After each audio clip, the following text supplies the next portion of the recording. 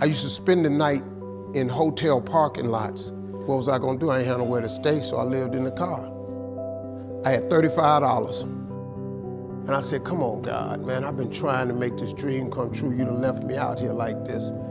And I was crying so hard that he just said, I didn't like hear a voice or nothing, but he spoke to me in Harvey. He said, if you get up, I'm gonna take you places you ain't never been. Now I was finna quit.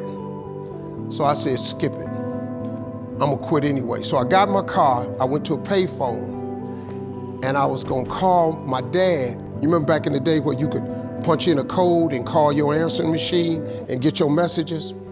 So I called, and I punched in the code, and it said, doop. He said, hey, Steve, this is Chuck Sutton with Showtime at the Apollo. We saw a tape of you. You're very funny. If you could get here Sunday night, we'd love to put you on television. Call me back, let me know if you can make it.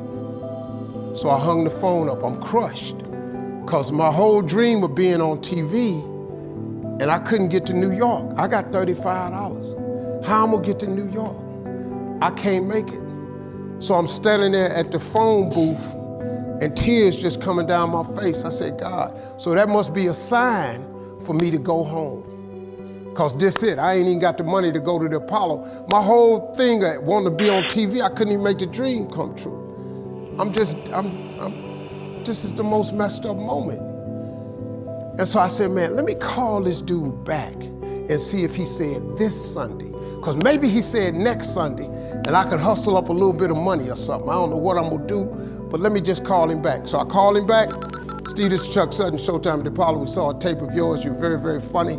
Look, we have an opening Sunday night at Showtime at the Apollo. If you can make it, we'd love to put you on TV. I said, it's this Sunday. Before I hit the button, I heard, doop, you have another message. That wasn't there before. So I punched my code in, I listened to the second message. It said, Steve Harvey, this is Tom Sobel from the Comedy Caravan. This was a Thursday. He said, I have a gig in Jacksonville, Florida on Friday night that pays $150. If you can get there Friday night, you'll make $150. So I called him back and I said, hey Tom, did you get a gig away? He said, no, it's still available. He said, can you get there? I said, I'm in Pensacola, Florida. I'm 3.5 hours away. So I drive to Jacksonville, Florida, and that night I made the 150. The club owner said, man, you funnier than the guy we hired. If you stay tomorrow night, I'm gonna give you another $150. So now I got $300 now. So I get on the phone, I call Chuck Sutton. I say, hey man, is the gig still available at Showtime at the Apollo?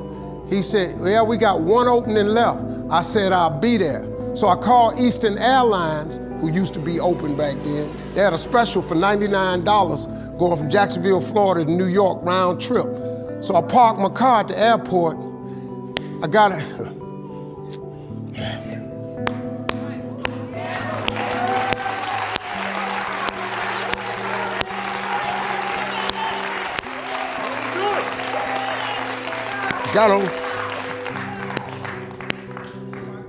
Got on plane, flew. Everything I had was in 2 bags. Got to the Apollo. I said, hey man, I'm here. I got there at 11 o'clock in the morning. He said, you can't stay here because you don't come on to the late show tonight. I said, man, I ain't got nowhere to go. I said, if you just let me stay in this building, man, I ain't gonna move around nothing. I ain't got nowhere to go. I'm in Harlem, I can't go back out here. I got these 2 bags. I got victim wrote all over me, man, so. He said, all right, if you go upstairs, don't come down. So he put me in the dressing room on the 6th floor. So that's where all the comedians was. So I stayed up there. I got hungry around 3 o'clock, and I couldn't take it no more. So I went back downstairs, a dude named Alton Liston. I said, hey man, he said, man, I thought I told you, don't come down them damn steps. I said, hey man, I'm just hungry, man. I said, let me go to that KFC I saw on the corner, just let me get some chicken, I'll come right back. He said, man, if you ain't back in 20 minutes, you ain't getting in this building. So I went, bought me some chicken, came back. So the comedians started coming in the building. They started coming up on the 6th floor.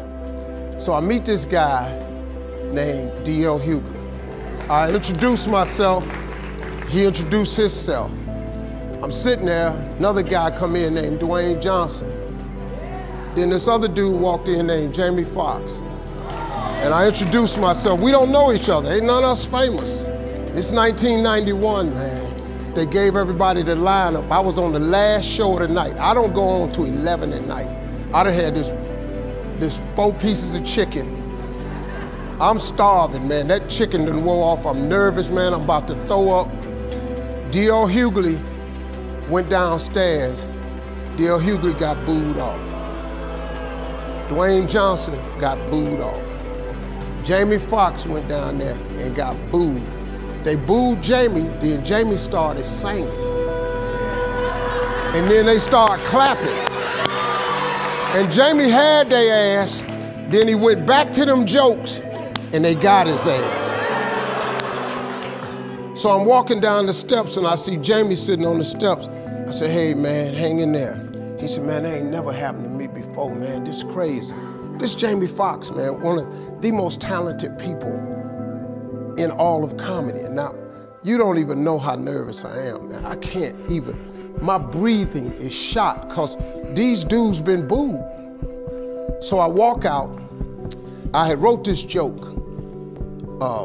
Mike Tyson had got in a fight in Harlem with this heavyweight named Mitch Green. Mike Tyson had hit the dude in the eye in the store. Now he was on the news, his eye was swollen. So the joke I wrote was, they was interviewing Mitch Green and he was telling everybody what happened, but his eye took over the interview. And I wrote this joke that his eye started talking and was just, I tell you what happened. The heavyweight champ's fist is coming towards my face. I just said, Lord, Lord, Lord. And I wrote this whole joke about this dude's eyeball talking. And when the punch came, and all this here, the Apollo, man, they went crazy. They lost their mind. I got a standing ovation, man. I walked off stage, man, just started crying.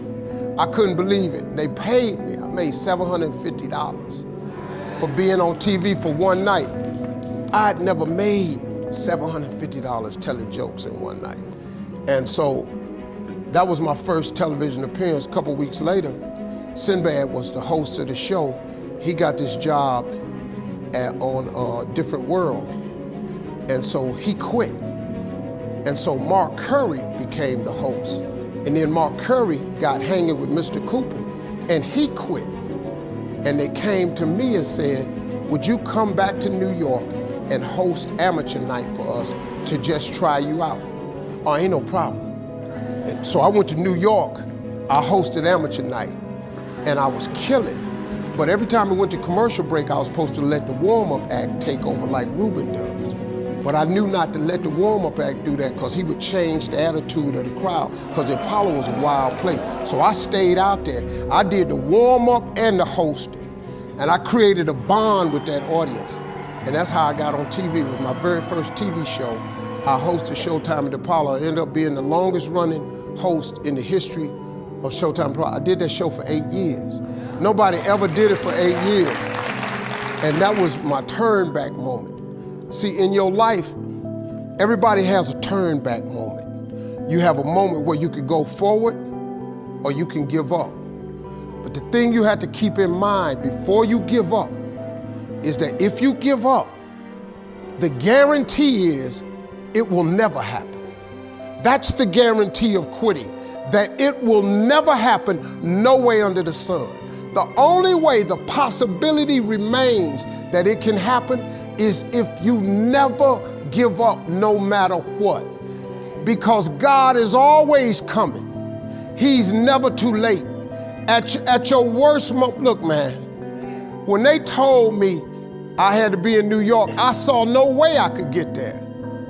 But that God though, he make the phone ring, I end up in Florida, I make $300. Then I go to New York, I make $750. Almost got $1,000 out of nowhere. That's what happened to me. That was my moment of never giving up. That's when I first learned that faith was everything.